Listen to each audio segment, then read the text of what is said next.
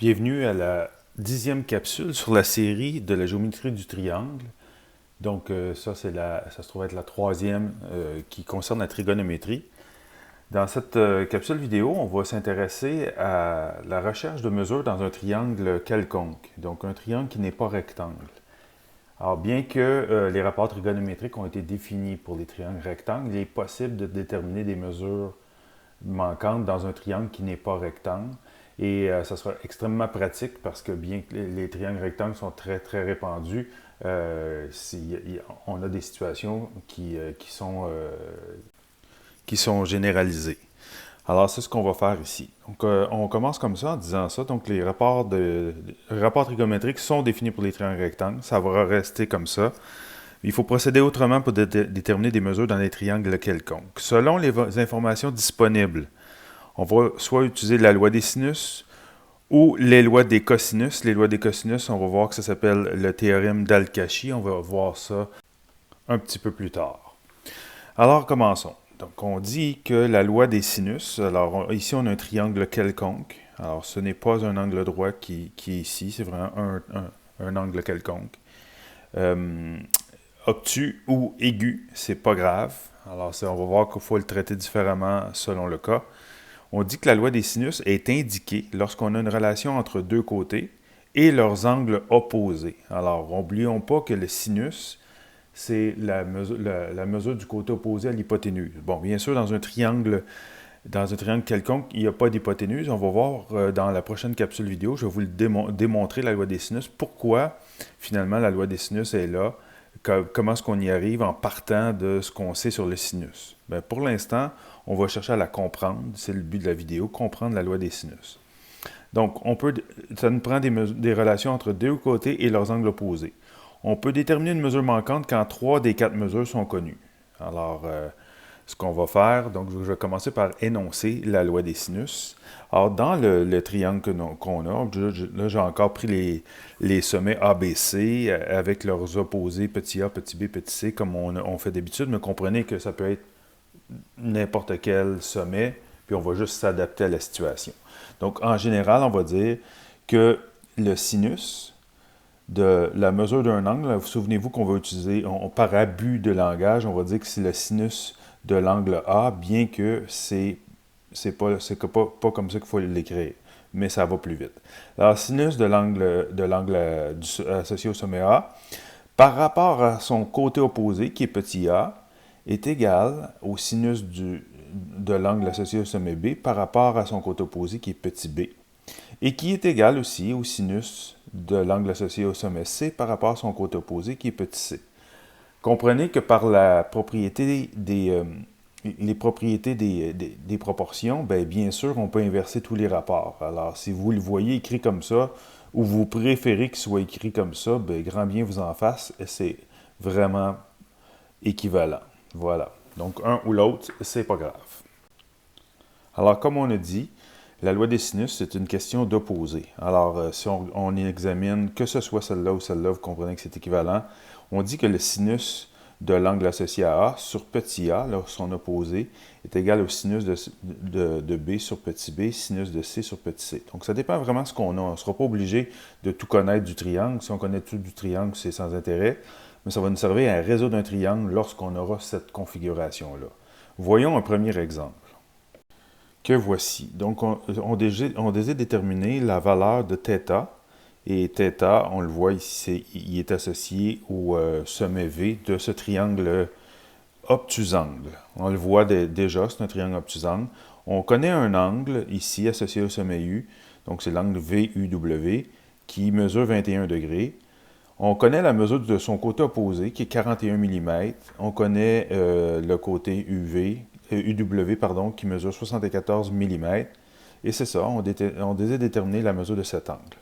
Alors, on va servir de la loi des sinus ici. Bon, nos sommets ne sont pas appelés ABC, mais UVW, c'est pas grave, on va juste s'adapter à cette situation. Alors, ce qu'on voit, c'est qu'en réalité, c'est inutile d'aller dresser les trois rapports. On appelle ça une suite proportionnelle. On va aller juste travailler avec ce qu'on a. Donc, on disait que on peut déterminer une mesure manquante quand 3 des 4 mesures sont connues. On connaît une mesure, son opposé, On cherche celle-ci, mais on connaît son opposé, alors ça sera possible d'utiliser la loi des sinus. Alors c'est ce qu'on fait immédiatement. On va aller dire que le sinus de l'angle U, donc l'angle associé à U, sur petit u c'est son opposé, voilà, est égal au sinus de l'angle associé à V, qui on va le remplacer par θ, ce ne sera pas très long, sur petit v qui est ici. Petit v, voilà. Donc on place ça et on remplace par ce qu'on connaît. Alors, sinus de U, ben, on va le remplacer par 21 degrés. Sur petit u qui mesure 41 mm. Sur sinus de V qui, on l'appelle θ, c'est θ qu'on cherche. Sur petit v qui vaut 74 mm. Voilà, par substitution, ce qui fait en sorte que, là, par le produit des extrêmes égal au produit des moyens, on va aller établir que le 41 mm fois le sinus de θ est égal à 74 mm fois le sinus de 21 degrés, ce qui fait en sorte que je peux aller isoler le sinus de θ, comme je vais diviser par 41 mm de chaque côté. Je vais obtenir 74 mm fois le sinus de 21 degrés, divisé par 41 mm. Alors bien sûr, le sinus, c'est un rapport. Un rapport, ça ne possède pas d'unité, et on le voit aisément ici. Les unités, les millimètres vont se simplifier. Là, ici, il est bien important de faire attention aux arrondissements. Alors, on pourrait être tenté de calculer tout ça dans la calculatrice. Donc, 74 multiplié par le sinus de 21 degrés divisé par 41, et de prendre ce nombre et de l'arrondir tout de suite. Ce que ça ferait, c'est qu'on créerait un premier arrondissement, mais on n'a pas terminé notre calcul, parce que nous, on veut le sinus, on ne veut pas le sinus de θ, on veut l'angle θ. Alors, on a encore une opération à faire, qui est l'arc sinus de chaque côté. Alors, si on arrondit tout de suite, on va faire l'arc sinus d'une réponse arrondie, et on va à nouveau l'arrondir. On va créer, dans ce cas-là, un écart, un arrondissement excessif. On va perdre de la précision. Alors, bien important, on conserve le nombre qu'on a là, qui n'est pas encore fini de calculer. Et on va faire l'arc sinus de ce nombre et on arrondira une seule fois à la toute fin. Alors, rendu là, on va, comme je disais, procéder aux arrondissements, procéder au calcul. Alors, comme j'ai montré dans une vidéo précédente, on veut aller atteindre l'angle θ. Alors, la mesure de l'angle θ, on va donc faire l'arc sinus de chaque côté, qui est l'opération réciproque. Ce qu'on fait d'un côté, on le fait de l'autre, pour préserver l'égalité. Voilà. Et c'est ça. Donc, l'arc sinus du sinus de θ et l'arc sinus de 74 sinus de 21 degrés sur 41. Mes unités sont disparues. Alors, bien sûr, l'objectif, c'est celui-là. L'arc sinus d'un sinus, ben, les deux s'annulent, c'est ça la réciproque. Alors, on obtient la mesure de l'angle, c'est-à-dire θ. De l'autre côté, bon, on a ce calcul-là, arc sinus θ, arc sinus de 74, sinus de 21 degrés, divisé par 41. Alors, je l'ai réécrit juste pour qu'on comprenne bien que l'angle θ mesure sa vraie mesure exacte. Sa mesure exacte, c'est celle-ci. Il n'y en a pas d'autre. Maintenant, on ne va pas se contenter de ça, c'est pas très parlant. Et puis, de toute façon, c'est inexact, parce qu'on va voir qu'il y a une subtilité qu'il faudra prendre en compte dans ce qu'on est en train de faire. Alors là, c'est le temps. Là, on procède au calcul à la calculatrice. Bien important, on ne fait pas l'arc sinus du sinus qui est à l'intérieur, mais bien du tout complet. Donc, on calcule tout ça ensemble. Alors, on y va. Et ça nous donne une mesure d'environ 40,3, si j'arrondis au dixième près. 40,3 degrés. Là, c'est super important, en mathématiques en général, de se poser des questions, d'aller valider par rapport à la situation, est-ce que notre réponse a du sens? Et là, on est en train de dire que cet angle ici mesure 40,3 degrés. C'est évidemment absurde, parce que c'est un angle obtus. Ben, c'est ça. Donc, là, on arrive à la partie, donc la subtilité qu'on a. Alors, c'est super important lorsqu'on on fait des rapports trigonométriques. Il faut comprendre que les rapports trigonométriques sont définis dans un triangle rectangle. Ils sont définis pour des angles aigus. Alors, la calculatrice, quand on fait le sinus ou l'arc sinus, va toujours nous fournir la mesure de l'angle aigu associé à un sinus. Alors, ça n'a pas de sens, cette situation-là. OK? Donc, c'est le attention, ce que je viens de vous dire. Alors, les rapports trigonométriques étant définis pour des angles aigus, comme je viens de l'expliquer, la calculatrice fournit toujours la mesure de l'angle aigu associé à un sinus. Alors, ce qu'on vient de trouver va nous donner 40,3 degrés. Alors, dans le cas des angles obtus, c'est ce que nous avons ici, il faudra considérer son supplément. Donc, on va terminer ça comme ça. Donc, on voit que puisque c'est un angle obtus, on le dirait comme ça. Donc, θ sera plutôt égal à 180 degrés moins 40,3 degrés, c'est-à-dire 139,7 degrés, ce qui a beaucoup plus de sens.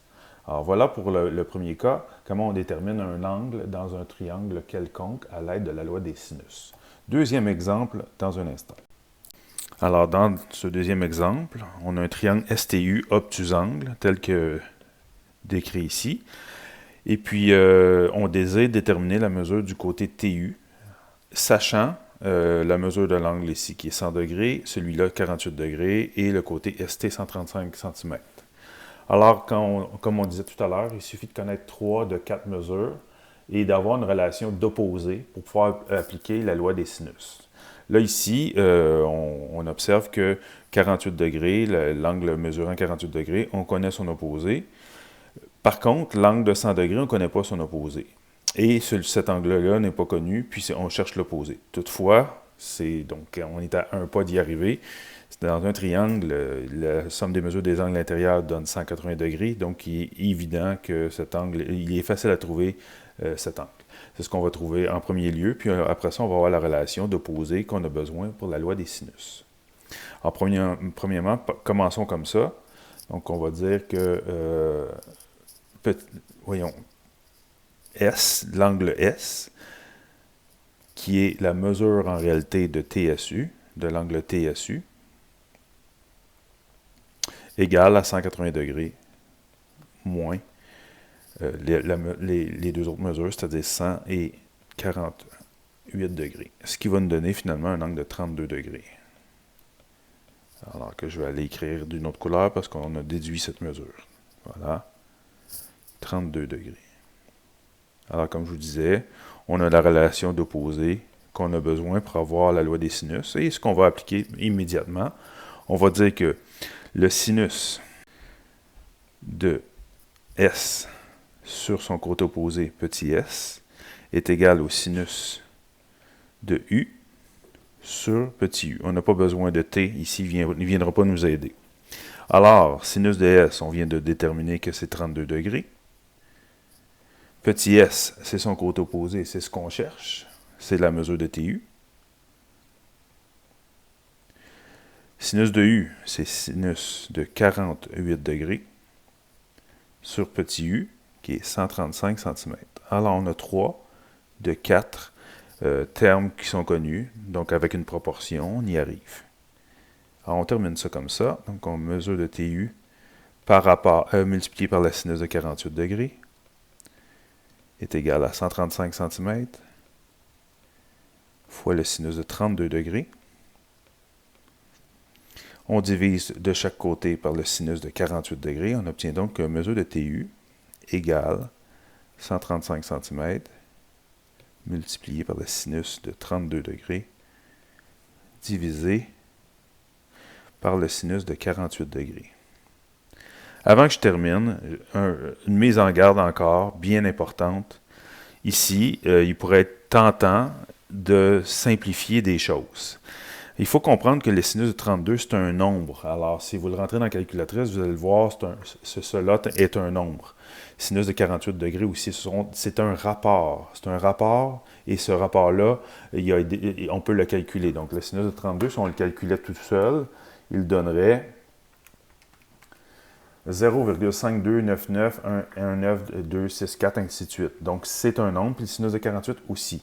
Alors, on ne peut pas, je vais écrire ça, sous toute réserve, là, on ne peut pas faire ça, je l'ai écrit en rouge, dire je simplifie des degrés. Ça se fait pas, parce que c'est le sinus de 32 degrés. On ne peut pas dire que les degrés sont à part. Première chose, je ne peux pas faire ça. Je ne peux pas non plus dire je simplifie des sinus. Ça ne se fait pas non plus. Le sinus, c'est un rapport. Je ne peux pas non plus dire je vais simplifier 30, je vais diviser 32 par 48. Toutes ces choses-là ne sont pas permises. Alors, le sinus de 32, c'est un nombre entier, intact. On ne peut pas y toucher. Le sinus de 48, non plus, on ne peut pas y toucher. Alors, on les travaille comme ça. Je vais enlever, donc, fin de la mise en garde. Alors, comment on calcule ça? Tout simplement en faisant 135 fois le sinus de 32 divisé par le sinus de 48 d'un morceau. Et ça va nous donner